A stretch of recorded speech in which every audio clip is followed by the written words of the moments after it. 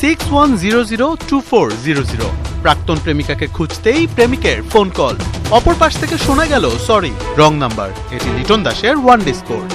সবশেষ 8 ম্যাচের 4টিতেই ডাক, 2 অঙ্কের কোটায় নেই একটি ইনিংসও। সর্বোচ্চ রান 6, সর্বমোট রান 13। একজন টপ অর্ডার ব্যাটারের যদি এই হাল হয়, তবে 5 রানে 7 উইকেট পড়ে যাওয়াটা অবাক কিভাবে করে আপনাকে?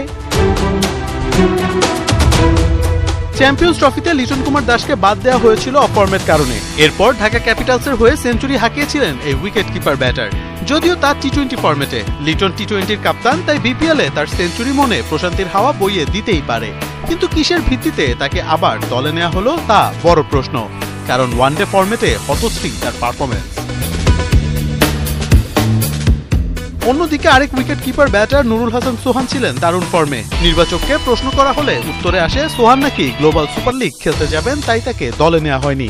আর লিটন টি-20-র কাপ্তান, তাই লিটনকে ফর্মে ফেরাতে ওয়ানডে দলে তাকে জায়গা দেওয়া হয়েছে।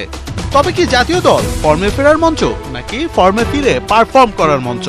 এ নিয়ে যুক্তিতর্ক থাকতেই পারে। তবে লিটনরা কবে পারফর্ম করবেন, কবে দলকে জেতাবেন, তাই এখন বিরাট স্বপ্ন।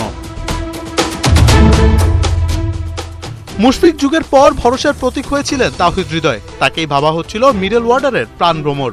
তবে এই ব্যাটার 1-2 ইনিংস ভালো খেললে বাকি 4-5 ইনিংসে পৌঁছাতে পারেন না 2 অঙ্কের কোটা।